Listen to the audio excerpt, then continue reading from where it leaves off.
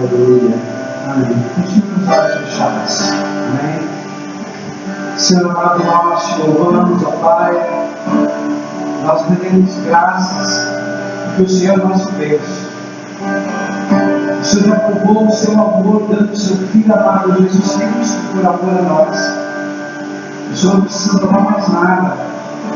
Mas nesse momento agora, Pai, nós nos rendemos. Pedimos perdão, Senhor, pelos nossos pecados.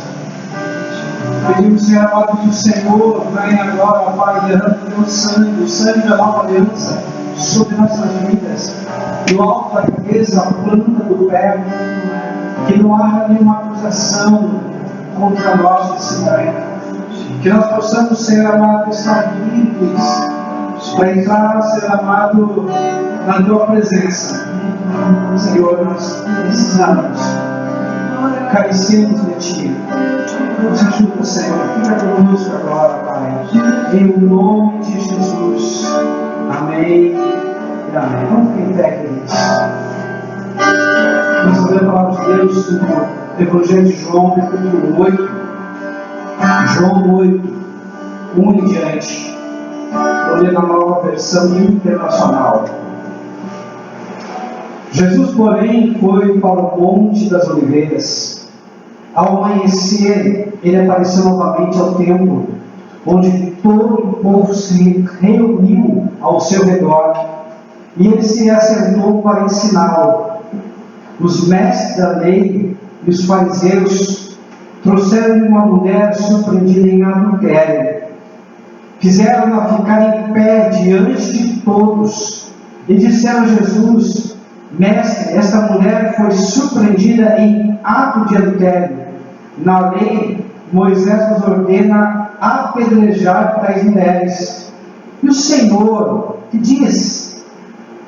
Eles estavam usando essa pergunta como armadilha, a fim de terem uma base para acusá-lo. Mas Jesus inclinou-se e começou a escrever no chão com o dedo. Visto que continuava a interrogá-lo, ele se levantou e lhe disse: Se algum de vocês estiver sem pecado, seja o primeiro a tirar a pedra dela. Inclinou-se novamente e continuou a escrever no chão. Os que ouviram foram saindo um de cada vez, começando pelos mais velhos. Jesus ficou só com a mulher em pé diante dele. Então Jesus pôs-se em pé e perguntou-lhe: Mulher, onde estão eles? Ninguém a condenou? Ninguém, Senhor, disse ela. Declarou Jesus: Eu também não a condeno. Agora vá e abandone sua vida de pecado. Amém? Feche teus olhos, se quiser. Senhor amado, nós te louvamos, ó Pai, e te pedimos agora, Pai, fala conosco, abre o nosso entendimento, abre nossos ouvidos espirituais para ouvir a tua voz. E ouvir, Senhor amado, que realmente nós possamos colocar a tua palavra em prática. Paizinho amado, que o homem desapareça, que Cristo cresça, em nome de Jesus. Amém e amém. Pode sentar, queridos. Louvado seja o nome do Senhor. Essa é uma das palavras mais maravilhosas que eu encontro na palavra de Deus. Aqui fala sobre perdão, sobre graça. Aqui fala sobre ter misericórdia. Aqui fala sobre várias coisas que são muito importantes no nosso dia a dia. Mas vamos começar lá no início. João, aqui fala que Jesus, ele estava no Monte das Oliveiras. Era um lugar muito comum Jesus ir para o Monte das Oliveiras. O que Jesus fazia no Monte das Oliveiras? Jesus ia orar. Principalmente Jesus ia orar. Jesus tinha uma vida de oração. Amém? Você tem uma vida de oração? Você ora todos os dias? Você busca Deus? Ou só vive no piloto automático? E deixa a vida me levar, vida leva eu. Está entendendo? Olha a diferença. Jesus, ele se encontrava à noite, toda madrugada, fazendo o quê? Em oração. E essa mulher que foi pega em adultério, o que ela estava fazendo? Cometendo um erro, cometendo um pecado. Então nós tínhamos duas pessoas passando o mesmo período de tempo. Só que uma, Jesus estava em oração, e a outra mulher, a outra pessoa, essa mulher estava em pecado. Mas será que nós podemos julgar? Será que nós devemos julgar? Será que é conveniente esse julgamento ou não? Vamos ver. A palavra de Deus vai nos orientar aqui. Então, primeiro eu quero colocar aqui para vocês, para nós, 10 lições que eu aprendo nessa passagem. Primeiro, Deus, ele nos livra da armadilha de Satanás. A Bíblia diz que o inimigo, ele é um inimigo astuto, ele faz astutas ciladas. O diabo, o próprio nome diabo, já é acusador. Então nós temos dentro da nossa mente, primeiro, a nossa própria mente que mente para nós e que nos acusa. E a palavra de Deus diz: se a tua mente, ou seja, se o teu coração te acusar, nós temos o quê? Um Deus que é poderoso, suficientemente poderoso para te livrar dessa acusação. Ou seja, se a tua mente te acusa, coloca para Deus. Se o teu coração te acusa, coloca para Deus. Amém? Então nós temos o diabo que nos acusa. Nós temos o mundo inteiro que já nos acusa também. E nós temos o diabo que ele é acusador por excelência. Então imagina, dentro da nossa mente, nós falamos coração, existem vozes que estão sempre nos acusando. Tu fez isso, né? Tu fez aquilo, né? Então essas vozes, elas vêm para nos acusar, para apontar o dedo, para botar o dedo na ferida. Amém? E pior de tudo, que a gente não aprende e a gente faz a mesma coisa para os outros. Por quê? Porque é mais fácil acusar os outros dos defeitos, dos erros que os outros têm, do que olhar para dentro de si e procurar corrigir primeiro os seus próprios erros. É mais fácil olhar o vício, o problema do outro. Por quê? Porque nós somos especialistas, temos olhos de águia para olhar os problemas dos outros e somos míopes para olhar os nossos. Por isso que a palavra de Deus diz: por que tu olha para o cisco, para o largueiro que está no olho do outro, em vez de tirar a trave que está no teu? Por que você olha para um problema pequeno que o outro tem, enquanto você esconde ou não quer ver os grandes problemas que você tem? Hipócrita, tira primeiro o teu. Hipócrita, resolve primeiro o teu problema, para que depois você possa ajudar o outro a se livrar do problema dele. Não é acusar, é se livrar. Então primeiro a gente vai ter que procurar olhar para dentro de nós e ver onde estamos errando. Por que estamos errando? Quais os benefícios que nós temos com aquele pecado de estimação? Mas também as consequências, porque todo pecado traz consequência. Amém? Então essa primeira lição, cuidado com as armadilhas.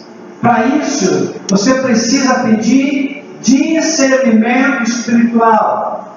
Pastor, mas discernimento espiritual não é somente para ver demônios? Também, e é muito importante. Mas esse discernimento é uma sabedoria que é divina, é uma sabedoria que vem de Deus, e que quando algo não está legal, algo não está bem, você sente o ambiente, você sente que algo está para acontecer, você tem discernimento, porque Deus revela todas as coisas. Quando você está no Espírito, você começa a ver que alguma coisa está errada.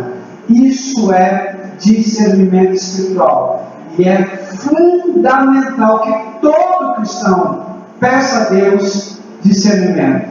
Amém?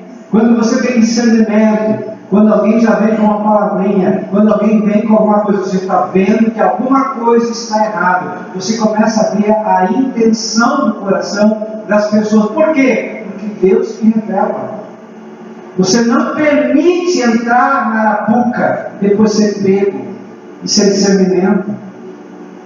Hoje eu vejo o povo de Deus com pouco ou quase nenhum discernimento espiritual.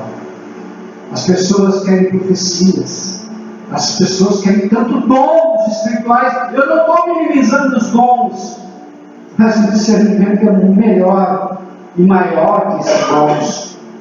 O discernimento nos protege. O discernimento é um escudo que faz com que os dardos inflamados de Satanás não nos atinjam. Segunda lição que eu aprendo: livre-se de uma vida de aparência. Jesus, ele não tinha como inimigo os romanos. Jesus não tinha como inimigo os gregos. Jesus não tinha como inimigo os intelectuais, mas ele tinha como inimigo os religiosos. E às vezes, se a gente não se cuidar, a gente começa a ter as mesmas características, os mesmos comportamentos, os mesmos julgamentos desses hipócritas religiosos. Eu já falei, hipocrisia vem do grego, que significa usar máscaras. E quando nós não somos o que nós deveríamos ser, nós estamos usando máscaras.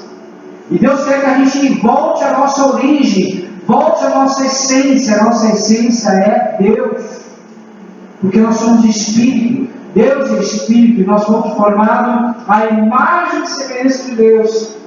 Então, quando nós começamos a agir de acordo com a nossa reputação, de acordo com o que as pessoas querem que a gente seja, de acordo com o que o mundo exige de nós, nós estamos traindo a Deus e nós estamos sendo hipócritas. Nós devemos ser autênticos, verdadeiros. Amém? É mais pesado ser o que os outros querem que você seja, e é mais leve, mas você precisa ser mais corajoso para ser aquilo que Deus fez que você deve ser. Amém? Quando você é autêntico, você é livre, verdadeiramente livre. Você não usa de hipocrisia, de máscaras. Você não fala ou faz alguma coisa para agradar alguém necessariamente. Você faz porque quer agradar a Deus. Você faz porque quer servir o próximo em amor.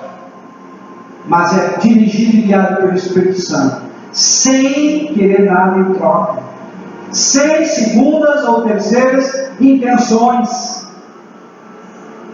Livre-se dessa máscara religiosa que as pessoas querem colocar em você. Terceira lição: Jesus tem o poder de reescrever a sua história. O diabo, ele é muito capaz, ele tem uma capacidade enorme, ele tem um grande poder, e uma das coisas que o diabo faz é ter paciência, perseverança, até que você caia na armadilha dele, até que você peque, até que você fique viciado nesse vício do pecado, até que você não consiga mais caminhar com as suas próprias pernas, e você não consegue mais se governar, e precisa de artifícios para cuidar da tua ansiedade, dos teus medos. Mas Jesus tem o poder de reescrever a tua história. Talvez o diabo vai te acusar, porque ele é acusador por excelência. Talvez até mesmo teu coração te acuse, porque o nosso coração ele é enganoso, corrupto, mau. Quem compreenderá? Quem entenderá? Mas que Que bom que Jesus, Ele nos conhece mais do que nós mesmos. Conhece, na verdade, nossa essência. Conhece a nossa origem. Conhece o nosso destino. Então, quando o diabo vier te acusar de alguma coisa que você já fez, do teu passado, de coisas que você não quer nem lembrar, lembra ele o destino, para onde ele vai. Porque o diabo, a Bíblia já diz, que o inferno foi criado por diabo e por seus anjos, ou seja, seus demônios. Infelizmente, pessoas que não têm aliança com Deus, infelizmente, pessoas que se afastam propositalmente de Deus, não querem andar com Deus, não querem estar perto de Deus aqui nesse mundo, elas acabam tomando uma decisão que vai afetar toda a eternidade, porque Deus é justo. Deus não vai obrigar essas pessoas a andarem com elas, com Deus também lá no céu. Então, Jesus pode mudar a tua história, transformar a tua mente e reescrever uma nova história. Quantas e quantas pessoas que quando vieram para a igreja eram assassinos, depois não mataram mais. Quantas pessoas eram drogadas, viciadas, depois foram libertas e nunca mais se drogaram, nunca mais fumaram, nunca mais beberam. Quantas pessoas se prostituíam, depois não se prostituíram mais. Quantas pessoas mentiam, depois não mentiram mais. Jesus tem o poder de mudar a história, mudar o destino. Ele não muda somente o presente, mas Ele muda também o futuro, o destino, para onde nós vamos. Antes de Jesus, nós não tínhamos esperança. Antes de Jesus, às vezes a gente pensava só na morte. A gente não tinha gosto de viver, mas quando Jesus entra no nosso coração, por mais que a vida tenha altos e baixos, na verdade é uma expressão que a gente usa, mas quem tem altos e baixos sou eu, é você. É porque nós não regulamos nossas emoções, porque nós não regulamos e somos reativos, porque nós não governamos nossas emoções. Então a vida ela é como ela deve ser. Dias de sol, dias de chuva, dias de claridade, dias de escuridão, dias bons e dias de tempestades. Só que isso tudo acontece para os bons e para os ruins. E eu tenho que entender que no mundo nós vamos ter aflições, mas é para nós termos bom ânimo, ânimo é vida. Porque Jesus venceu o mundo. E se eu estou com Jesus, eu vou passar por momentos difíceis, mas eu tenho a certeza da vitória, porque o Senhor que disse que estaria comigo todos os dias, até a consumação dos séculos. A quarta lição: cuide da tua vida. Não olhe para a vida do outro. Pastor, mas se eu estou vendo o outro errar, o outro pecar, o que eu posso fazer? Faça como Mateus capítulo 18, vai ter com ele, tu e ele. Mas vai ter com ele, com a motivação certa. Porque a Bíblia diz que nós vamos ser julgados por todas as palavras, por todas as ações, comportamentos, por todas as vezes que nós podíamos fazer o bem e não fizemos também, porque é omissão. Mas também vai ser julgado não só aquilo que de certo fizemos, mas a motivação pelo qual fizemos. Então pare e pense, quando você fala para alguém do pecado, do erro, qual é a motivação do teu coração? Você quer genuinamente ajudar alguém? Você quer se mostrar superior, santo, santa, como se fosse alguém privilegiado, como se fosse alguém cheio de medalhas, como se fosse alguém diferenciado. Misericórdia. Paulo, talvez um dos homens mais santos que já pisou nessa terra, final da carreira dele, ele disse: eu sou o pior dos pecadores. O que eu aprendo? Quanto mais santo você é, mais você enxerga e vê os teus pecados, mais claros são os teus erros, mais você ama, e mais você perdoa, e mais misericordioso você é. Então pare de olhar a vida do outro e ver os erros dos outros. Ore pelos outros, jejua pelos outros, e se tiver que falar, fale, mas com a intenção certa, para que o outro se corrija, para que o outro mude a direção, para que o outro venha acertar o alvo, porque pecar é errar o alvo, e o alvo é Cristo. O alvo é andar como Jesus andou, é pensar como Ele pensou, é sentir como Ele sentiu, é governar suas emoções como Ele governou. O que eu aprendo? Quinta lição: Cristo tem graça e perdão. Se o Senhor Jesus foi um homem santo e sem pecado, e Ele exalava graça, que é favor não merecido, exalava perdão, que é remédio para o pecado humano, para o erro humano, por que eu, que me digo cristão, discípulo de Jesus, aluno de Jesus, que tem que seguir as pegadas dele, também não vou usar de graça, também não vou usar de perdão? Porque quem perdoa também é perdoado, mas quem não perdoa também não é perdoado. E perdão e amor, assim como também a emoção, o sentimento, é principalmente um mandamento, uma atitude. E Deus jamais daria um mandamento, uma ordem, se não fosse possível realizá-la. Mas realizar somente na carne é impossível. A gente só consegue realizar quando nós somos dirigidos e guiados pelo Espírito Santo. Por isso, a única forma que você tem e consegue amar de verdade e perdoar de verdade é quando você está cheio do Espírito Santo. Pastor, como é que eu sou cheio do Espírito Santo?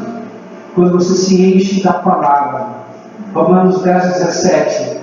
A fé vem por ouvir, e ouvir da palavra de Deus. Quanto mais você se conecta com Deus, quanto mais você se conecta com a verdade, quanto mais você pensa sobre Deus, quanto mais você fala com Deus, quanto mais você adora Deus, quanto mais tempo você tem com Deus, mais aumenta a tua conexão com o Espírito Santo. O Espírito Santo é sensível. Assim como está escrito em Apocalipse 3:20: eis que estou à porta e bato. Se ouvir a porta, se ouvir e abrir a porta do teu coração, eu entrarei, serei contigo e tu comigo. Essa palavra não é para o ímpio, não é para o incrédulo, essa palavra é para a igreja. Por quê, pastor? Porque tem muitas pessoas dentro da igreja, mas estão afastadas. Estão dentro da igreja, mas estão mortas espiritualmente. Estão dentro da igreja, mas é como aquele filho, irmão do filho pródigo, que estava com o pai, mas não aproveitava a comunhão e a presença do pai. Não tinha a liberdade de matar um cabrito sequer, de fazer festa. Não servia como filho de Deus. Então nós precisamos repensar sobre o nosso cristianismo também. Sexta lição: quando você erra, quando você falha, eu vou falar algo aqui que eu não falaria, mas eu vou falar dessa vez. Eu vou tomar água. Você não vai gostar. Pode até parecer um palavrão, mas não é. Preste atenção que eu vou falar. Pega um livrinho começa a fazer anotações. Pastor, anotações de quê? Das bênçãos, das vitórias. Pode até fazer, mas faça anotações das tuas cagadas. E pesado, né? Faça anotações dos teus erros. Faça anotações das tuas falhas. Faça anotações, para quê, pastor? Para você não errar novamente. Como assim? Vou dar um exemplo. Você pegou e julgou alguém de uma forma precipitada. E automaticamente você já criou uma barreira de inimizade com essa pessoa. E você sabe que erro é pecado. Agora, o que você aprendeu com isso? Qual é a lição que você tira do teu erro? Porque não é importante somente fazer a anotação dos teus erros. Mas o mais importante é qual a lição que eu aprendi realmente com esse erro.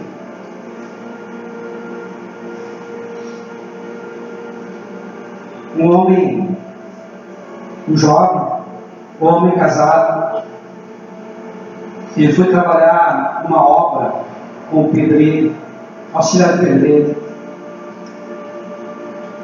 E o pessoal se juntava e todo mundo comia na mesa, mas ele pegava e se retirava. Comia bem longe das pessoas. E as pessoas trabalhando e brincando e zoando, e ele lá na dele, mal dava um sorriso, meio tímido. Era final do ano e o patrão resolveu fazer uma festa e convidou todos os empregados e deu para eles picanha, cerveja, carne à vontade. E aquele homem comeu aquilo com muito prazer, com muita alegria, e ficou mais próximo deles. E eles, para zoarem daquele homem, pegou os ossos e colocou como se fosse um presente para ele.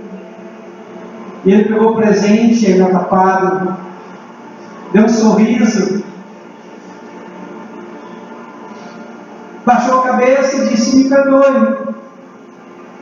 Eu passei todo mês longe de vocês, e talvez até alguns me acusavam, me criticavam, como se eu fosse snob ou não querer fazer parte do grupo, mas na verdade eu sou muito pobre. Na verdade, quando vocês tinham arroz, feijão, ovo frito, eu mal tinha pão. Nem ovo não tinha. Então eu me escondia de vergonha. Na verdade eu estava envergonhado, porque eu não queria que vocês vissem a minha miséria, a minha situação. E ele falou que a filha era doente, não tinha dinheiro para comprar, estava passando por uma situação difícil, complicada.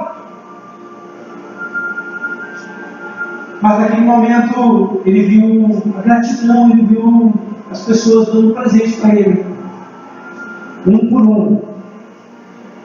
Foi deixando um pedaço de picanha, um pedaço especial da carne, e foram depositando e foram deixando para ele. Mas só qual é que eu aprendo com essa lição? Não julgue, não condene. O que parece ser nem sempre é. Se você não sabe, pergunte para a pessoa, fale com ela, vai ver o que realmente está acontecendo. Não tire julgamentos precipitados. Ame. Apenas ame.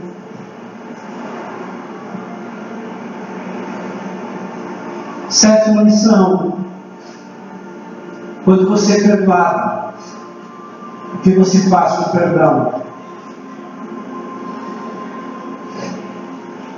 Você muda? Procura ser grato a Deus? evita novamente voltar a pecar, abandona o pecado, não é mais cruel com os outros.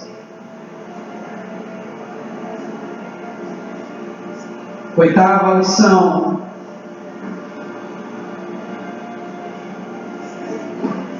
você não pode voltar a pecar, porque Jesus falou: vá, mas não peques mais. Amém? Aquele que abandona, deixa o pecado, ele se encontra graça, encontra paz, encontra uma vida nova. Pastor, mas eu vou errar. Com certeza nós vamos errar. Mas cada vez o nosso erro não pode ser algo repetido. Tem que ser um acidente. Cada vez nós temos que ter mais intenção de ser uma pessoa melhor. Que você a cada dia possa encontrar uma versão melhor de você. A cada dia você possa parar e repensar e analisar: poxa vida, eu mentia muito, agora eu vou mentir menos, até chegar no ponto que não é mais mentir. Como eu julgava muito, eu vou julgar menos, até chegar no ponto que não vai julgar. Aí eu bebia muito, até chegar no ponto que não vai beber. Aí eu fumava muito, porque tu vai chegar no ponto que você não vai fumar. Você está entendendo?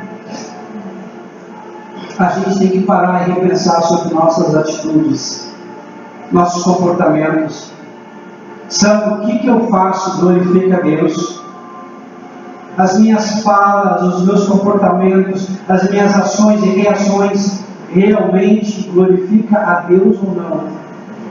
Eu tenho que parar e todos os dias pedir misericórdia, pedir ajuda, pedir socorro para Deus se for necessário, mas que eu possa mudar e eu ter atitudes em prol dessa mudança.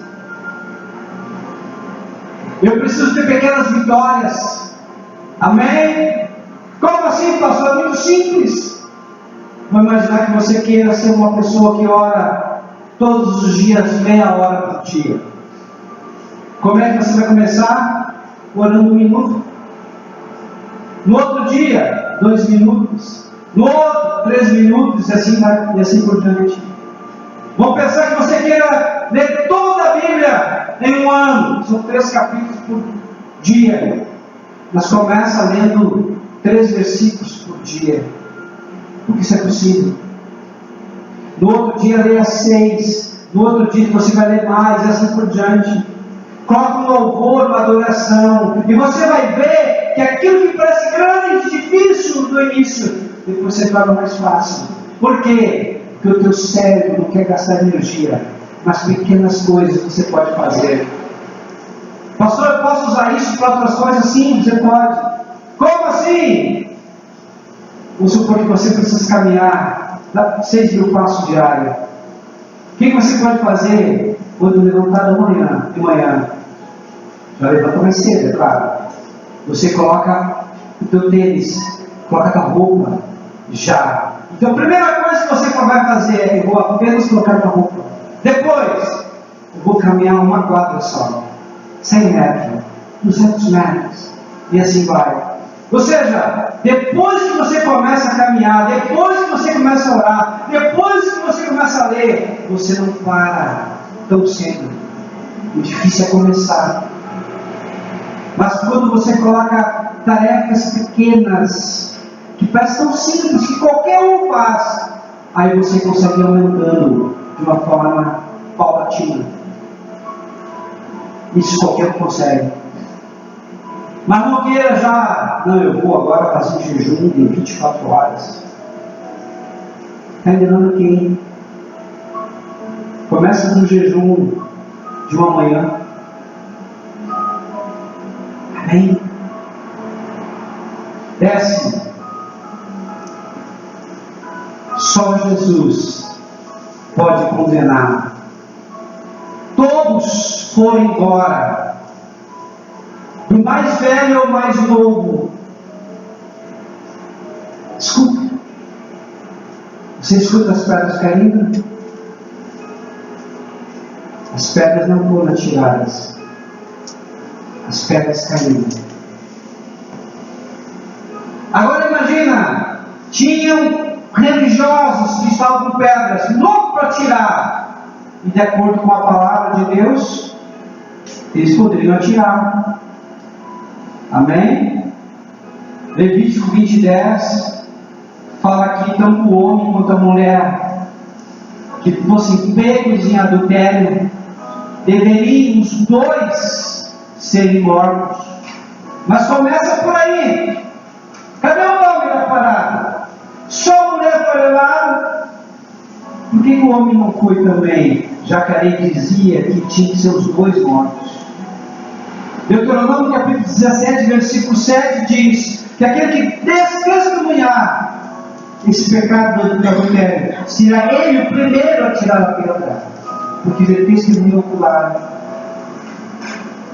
Ninguém teve coragem de tirar a pedra. Será que porventura os discípulos de Jesus também não queriam tirar a pedra? Será que Pedro, um pouco afoito, também não queria tirar a pedra?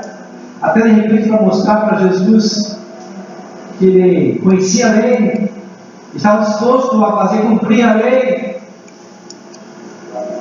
Será que Jesus desobedeceu a lei de uma forma proposital? Será que ele quebrou a lei? Não. Ele não quebrou a lei, ele não disse que aquilo não era pecado. Ele só nos mostrou a graça.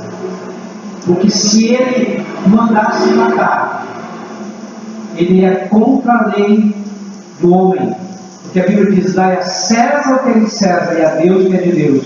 E pela lei romana, naquele momento de gente, só quem tinha o poder e a autoridade para determinar a morte era o Império Romano. Foi tirado dos judeus naquele momento o poder da sentença capital, a sentença da morte. Está entendendo?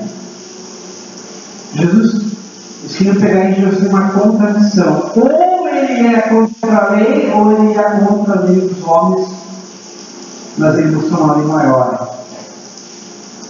A lei da graça, o perdão,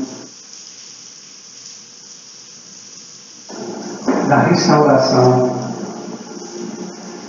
Amém? Então nós não temos esse chamado para julgar, mas nós somos chamados para amar. Nem Jesus, que poderia julgar porque ele era o único que não tinha pecado, não julgou. Por que Jesus não julgou? Porque naquele momento, naquele período, Jesus foi colocado para ser paracletos, advogado. E advogado, ele ajuda, ele está ao lado do seu cliente, ele defende o seu cliente. Amém? Mas vai chegar um dia que o nosso advogado, ele vai ter uma nova função. Ele vai ser o justo juiz. Amém? Aí sim ele vai julgar. Mas Deus não deu a nenhum homem essa prerrogativa de julgar. Todo julgamento pertence a Deus. O nosso chamado é ajudar. O nosso chamado é servir. O nosso chamado é orar. O nosso chamado é interceder. O nosso chamado é se preocupar com os outros. E quando tiver que confrontar em amor. Mostrar o erro com a motivação certa. Porque aí sim Deus vai ser glorificado. Amém? Vamos levantar nesse momento em nome de Jesus. Aleluia.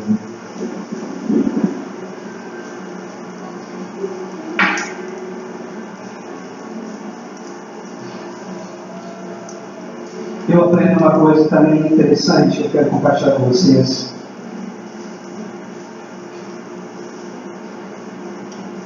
Nós, muitas vezes, nos colocamos no lugar de Jesus. Mas muitas vezes nós somos aquela mulher adulta. Amém? O nosso pecado é um pecado evidente. Às vezes nós não somos somente a mulher adulta, nós somos os religiosos, que estamos lá com pedra na mão e querendo apedrejar alguém, querendo mostrar o erro daquela pessoa. Quantos erros nós temos que precisam ser reprimidos, que precisam ser deixados, abandonados, mas eles nós não conseguimos sozinhos. O Senhor Jesus, Ele tem o poder de reescrever a tua história. Amém? Talvez não deu certo atualmente, vai dizer, mas eu não consigo. Tu não consegue sozinho, mas com Jesus consegue. Mas eu já tentei, de todas as formas. Não tentou de todas as formas, tu tentou de algumas formas. Talvez a forma correta ainda não foi feita. Mas qual é a forma correta? A forma correta é entregar-se totalmente ao Senhor. A forma correta é 100% a Deus. A forma correta é negar a si mesmo, tomar a sua cruz e seguir. A forma correta é morrer para si mesmo e viver por Cristo e para Cristo. Amém? A forma correta é não amar o mundo, nem aquilo que está no mundo. É olhar e se beneficiar do que está no mundo, mas sem um coração voltado para as coisas celestiais. É estar no mundo, mas a tua mente e teu coração estão ligados ao que é eterno, ao reino de Deus. Porque aqui nós somos peregrinos e passageiros, e não podemos esquecer disso. Mas vai chegar um momento, duas coisas podem acontecer: ou o Senhor vem e nos arrebata, e a Bíblia diz que no piscar de olhos nós vamos ser transformados e vamos nos unir ao Senhor Jesus nos ares, porque o nosso corpo físico vai ser transformado no corpo espiritual, nós vamos morar nos céus, ou nós vamos morrer. Amém? Ninguém aqui nasceu para semente, mas temos que entender que de alguma forma hoje, aqui há um limite temporal para vivermos, mas a vida verdadeira não é aqui.